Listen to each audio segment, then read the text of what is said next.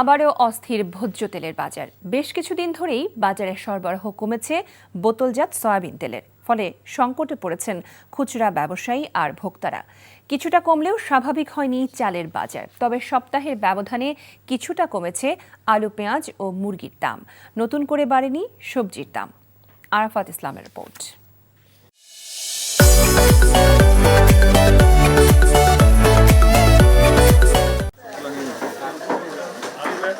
গত কয়েক সপ্তাহ ধরেই ভোজ্য তেলের বাজারে বোতলজাত সয়াবিন তেলের সরবরাহ কমিয়ে দিয়েছে বিপণনকারী প্রতিষ্ঠানগুলো। হাতে গোনা কয়েকটি কোম্পানি তেল সরবরাহ করলেও তা শর্ত সাপেক্ষে নিতে হচ্ছে বলে জানান বিক্রেতারা। তেলের সাথে আমাদেরকে বাধ্যতামূলক ওদের যে কোনো পণ্য নিতে হবে। এই যে ক্রাইসিস ফলে মালগুলো এভাবে শর্ত সাপেক্ষে দিচ্ছে, এতে আমাদের ব্যবসা করতে খুব কষ্ট হচ্ছে।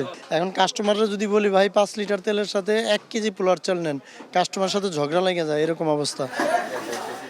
চাল আমদানির পরও বাজারে এর প্রভাব পড়েনি, ফলে চালের বাজারের অস্থিরতা কাটেনি।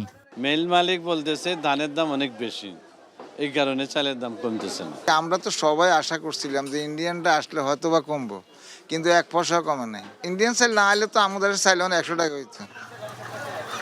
তবে স্বস্তির খবর হচ্ছে সপ্তাহের ব্যবধানে কমেছে আলু ও পেঁয়াজের দাম। সেই সাথে সব ধরনের মুরগির দামও কিছুটা কমেছে। ব্রয়লারটা গত সপ্তাহে ছিলাম 220, এই সপ্তাহে 200 টাকা, কারণ কেজিতে 10-15-20 টাকা কমছে প্রত্যেকটাই। পেঁয়াজ 45 টাকা থেকে 65 টাকা পর্যন্ত আছে, সেটা প্রকারভেদে। তবে গত কয়েক মাসের তুলনায় বর্তমান বাজার পরিস্থিতি নিয়ে অনেকটাই সন্তুষ্ট থাকলেও নিয়মিত বাজার তদারকির তাগিদ ক্রেতাদের। আলু পেঁয়াজ এগুলার নিয়ন্ত্রণ আছে, এগুলো সাধারণ পরিবেশ, কিন্তু তেল, চাল, ডাল এগুলোর দামটা একটু প্রচুর পরিমাণ বেশি। সয়াবিন তেল তো অনেক দোকানে পাওয়াই যাচ্ছে না, মানে দেখা গেল যে মহল্লার আশেপাশে ছোট ছোট দোকানগুলোতে পাওয়াই যাচ্ছে না, বড় দোকানেও পাওয়া যাচ্ছে না।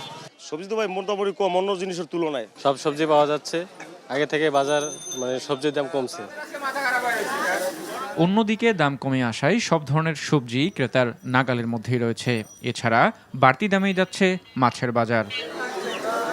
আরাফাত ইসলাম, এনটিভি নিউজ, ঢাকা।